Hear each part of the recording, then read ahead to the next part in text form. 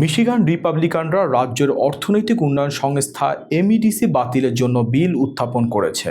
তাদের দাবি সংস্থাটি করদাতাদের অর্থ ব্যয় করেও প্রতিশ্রুতি কর্মসংস্থান বাস্তবায়নে ব্যর্থ হয়েছে।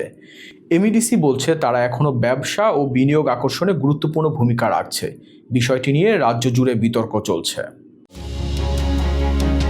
মিশিগানের রাজ্য অর্থনৈতিক উন্নয়ন কাঠামোতে বড় পরিবর্তনের উদ্যোগ নিয়েছে রিপাবলিকান আইন প্রণেতারা। রাজ্যের রিপাবলিকানের স্টেট রিপ্রেজেন্টেটিভ স্টিভ কারা একটি বিল প্যাকেজ উপস্থাপন করেছেন, যার লক্ষ্য হল মিশিগান ইকোনমিক ডেভেলপমেন্ট কর্পোরেশন বা এমইডিসি সম্পূর্ণভাবে বিলুপ্ত করা। তিনি দাবি করেছেন সংস্থাটি রাজ্যের ব্যবসায়িক খাতে কার্যকর ভূমিকা রাখতে ব্যর্থ হয়েছে।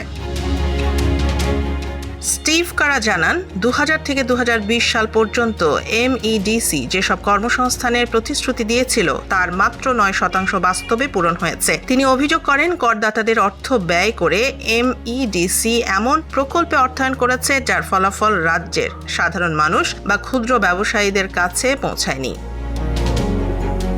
তার ভাষায়, এমইডিসির মিশিগানের করদাতাদের ব্যর্থ করেছে, অর্থনীতিকে শক্তিশালী করতে ব্যর্থ হয়েছে এবং ক্ষুদ্র ব্যবসায়ীদের বিকাশে কোনো বাস্তব সহায়তা দিতে পারেনি। এখন সময় এসেছে নতুনভাবে ভাবার।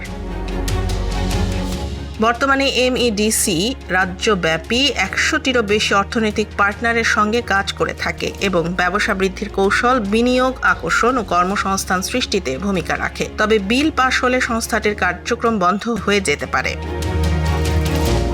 বিলটি এখন আইনসভায় পরবর্তী আলোচনার জন্য অপেক্ষমান।